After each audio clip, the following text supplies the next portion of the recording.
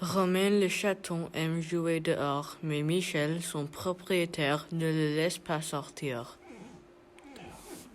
Romain le chaton aime jouer dehors, mais Michel, son propriétaire, ne le laisse pas sortir. Romain le chaton aime jouer dehors, mais Michel, son propriétaire, ne le laisse pas sortir.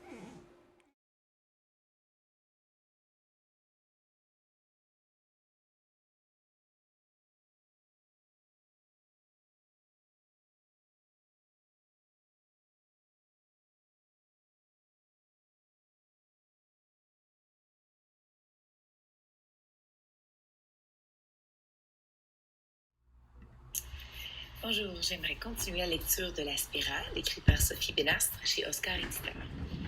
Chapitre 6. La Spirale. La classe est silencieuse. Les élèves sont partis soit chez eux, soit à l'étude du soir. Le père de Joshua arrive dans le couloir. Il a reçu un coup de téléphone un peu avant midi. La directrice lui a demandé de venir récupérer son fils à l'école. Joshua vous attendra dans la classe, a-t-elle précisé. Elle n'a rien voulu dire de plus au téléphone. Simplement que c'était important. M. Canlan n'a pas du tout envie de venir à ce rendez-vous. Il craint d'y rencontrer sa femme. Il a peur aussi d'être trop négligé. Il ne se rase qu'une fois par semaine à la piscine municipale, planqué dans les toilettes. Ses habits ne sont évidemment plus repassés et sans humidité. Il s'est acheté un déodorant qui fait office de parfum, mais il n'est pas certain que cela suffise à masquer l'odeur de la pauvreté. Joshua est déjà assis dans la classe lorsque son père passe la tête dans l'entrebâillement de la classe. À son bureau, Pascal semble corriger un tas de cahiers. À côté de lui se tient une petite femme brune. Le père de Joshua ne l'a jamais vue. Il se dit que c'est peut-être la maman d'une élève. En tout cas, sa femme n'est pas là et il se sent soulagé. Il fait signe à Joshua en souriant, mais le garçon fronce les sourcils et baisse la tête. Le maître lève le nez et aperçoit M. Canlan. « Entrez, monsieur, nous vous attendions, dit-il. » La femme sourit et lui tend aussitôt la main. Elle se présente. « Je suis très contente de vous rencontrer. Je suis l'infirmière scolaire, Madame Ardouin. »« Joshua est malade ?» demande M. Canlan d'une voix anxieuse. « Non, Joshua est en bonne forme. Physiquement, en tout cas. Rassurez-vous. J'aimerais vous parler seul à seul. Joshua va nous attendre ici avec son maître. D'accord, Joshua?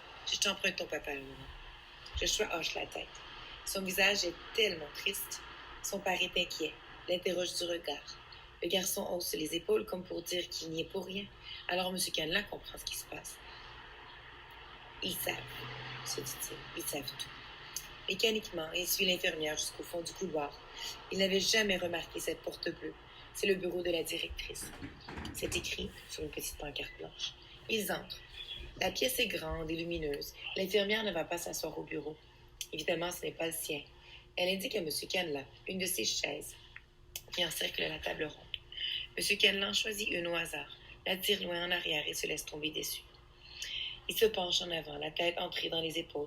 Ses coudes prennent appui sur ses jambes écartées. Il réunit ses mains et fait tourner nerveusement son alliance autour de son annulaire gauche. Il n'attend même pas qu'on lui dise de quoi il s'agit puisqu'il l'a deviné. Il a trop longtemps dissimulé sa situation. L'heure est venue de dire les choses comme elles sont.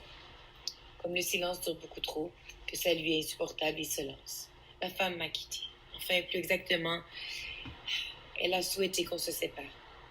J'aurais dû voir le coup venir, mais non, j'étais trop préoccupée par nos problèmes d'argent. Trop obsédée par comment gagner beaucoup et vite. Un soir, j'ai voulu faire comme un collègue de l'usine. J'ai acheté 3 jeux à gratter. Le lendemain, j'en ai pris d'autres. Puis j'ai coché des grilles de loto toutes les semaines. M. Canlan soupire profondément.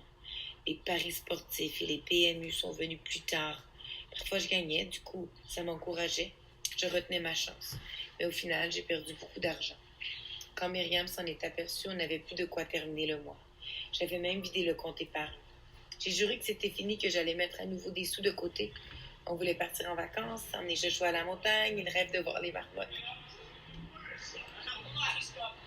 L'Alliance vient de tomber sur la moquette. Elle roule un instant, puis s'immobilise sous la chaise de Mme Ardouin. L'infirmière se penche et la ramasse. L'anneau est chaud au creux de sa main.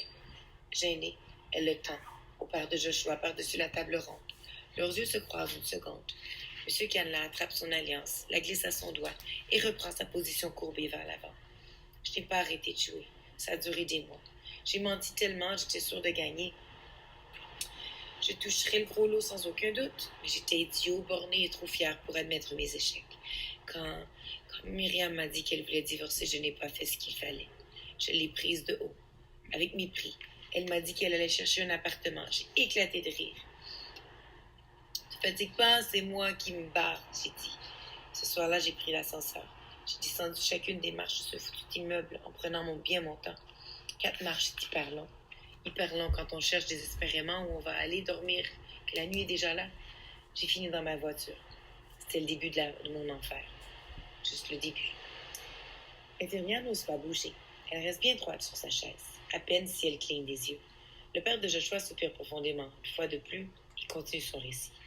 La spirale, cette maudite spirale. Plus de frais, plus de couple, plus de toit au-dessus de ma tête. Eh bien, ce n'est pas ma faute, faut croire.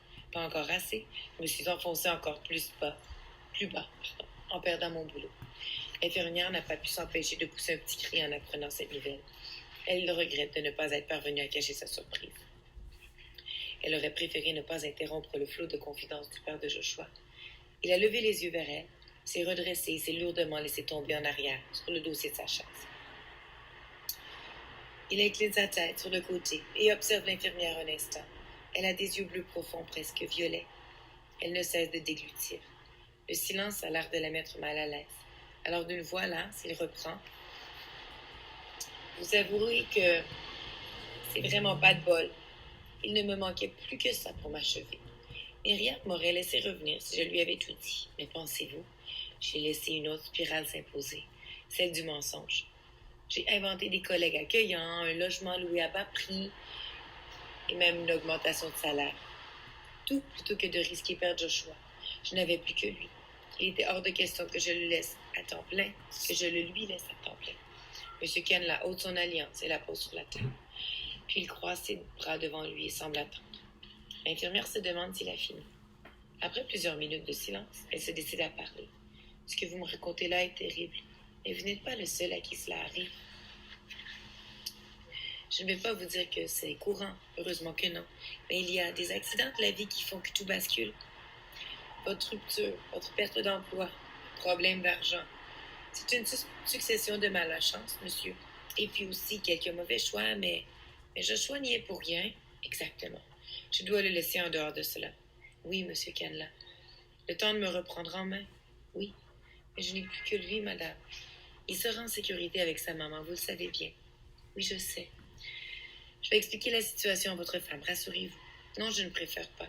Si elle n'apprend pas toute la vérité, dès ce soir, vous obligez encore Joshua à mentir ou à faire semblant.